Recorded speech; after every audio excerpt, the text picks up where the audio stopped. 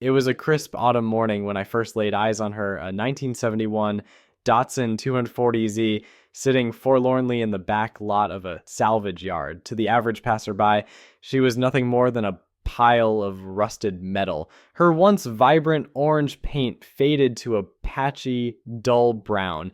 The windshield was cracked, the tires were flat, and the engine, well, it looked more like a bird's nest than a functional piece of machinery. But to me, she was a diamond in the rough. I'd always had a soft spot for classic Japanese sports cars, and the 240Z was the pinnacle of that era. It was sleek, nimble, and oozed character. Choosing her wasn't just about the car itself, it was about reviving a piece of history and maybe proving to myself that I could take on a challenge this big. Getting her home was a challenge in itself. The tow truck driver raised an eyebrow as if to say, "You sure about this?" I nodded enthusiastically, though deep down I was wondering the same thing. As she was rolled into my garage, I couldn't help but laugh at the absurdity of it all. The car looked like it might crumble to dust if I sneezed too hard. My neighbor wandered over, took one look, and asked, "Is this a rescue mission or a funeral?" I shrugged and grinned. Both maybe. The first order of business was cleaning her up. Years of neglect had left a thick layer of grime covering every inch of the car.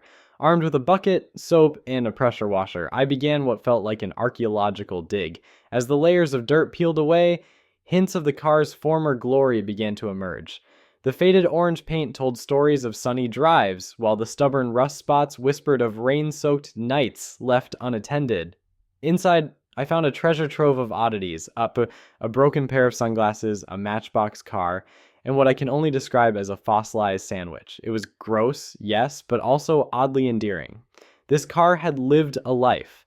The restoration process started with the engine, or what was left of it. It was a tangled mess of rusted parts, frayed wires, and missing components. My first attempt at turning the ignition resulted in a sad wheeze, followed by silence. "Okay," I muttered, "time for open heart surgery." Over the next several weeks, I replaced the spark plugs, installed a new carburetor, and cleaned out more gunk than I thought possible. There were moments of triumph, like when I finally got the timing belt aligned, and moments of despair, like when I realized I'd installed the starter backward. Working on the engine was equal parts frustrating and rewarding, kind of like trying to solve a puzzle with half the pieces missing. The bodywork was next, and it was a beast. Sanding down the rust felt like trying to smooth out a mountain with a nail file. My arms ached, my garage filled with dust, and I developed a love-hate relationship with my orbital sander. Eventually, I got the surface prepped for paint. Choosing the color was easy, orange, just like the original. As I sprayed on the primer and carefully layered the paint, the transformation was astonishing. The dull, lifeless shell began to gleam, reflecting the light like a freshly polished gemstone. Watching that paint dry was oddly satisfying. It was like seeing the car's spirit come back to life. The interior was a whole other adventure. The seats were torn, the dashboard was cracked, and the carpet smelled like a combination of mildew and regret. I stripped everything down to the bare bones and started fresh.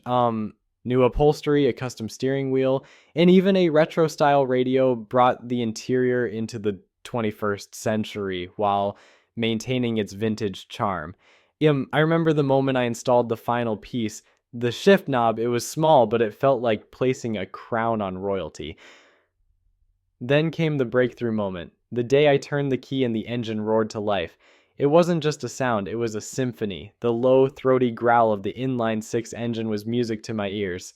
I sat there in the driver's seat, gripping the wheel, my heart pounding with a mix of relief and exhilaration. All those late nights, busted knuckles, and questionable Googling had paid off. She was alive. The first drive was nothing short of magical. I eased her out of the garage, the tires crunching on the gravel, and pulled onto the open road. The engine hummed, the steering was smooth, and the wind rushed through the open windows. Every gear shift felt like a victory, every mile a celebration. I couldn't wipe the grin off my face. People stared as I drove by, some waving, others giving a thumbs up. It wasn't just a car anymore. It was a statement, a testament to the power of restoration and perseverance.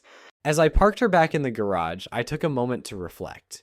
Restoring this car wasn't just about fixing something broken, it was about rediscovering a passion and proving that even the most neglected things can be brought back to life with a little care and a lot of effort. In a way, the car's transformation mirrored my own journey, learning, failing, and growing along the way. So, what's the moral of the story? Restoration isn't just about cars, it's about second chances. It's about believing in the potential for something better, whether it's a rusty old Datsun or yourself. And as I stood there, admiring the gleaming orange beauty before me, I couldn't help but smile. Sometimes all it takes is a little elbow grease and a whole lot of heart to turn a pile of rust into a masterpiece.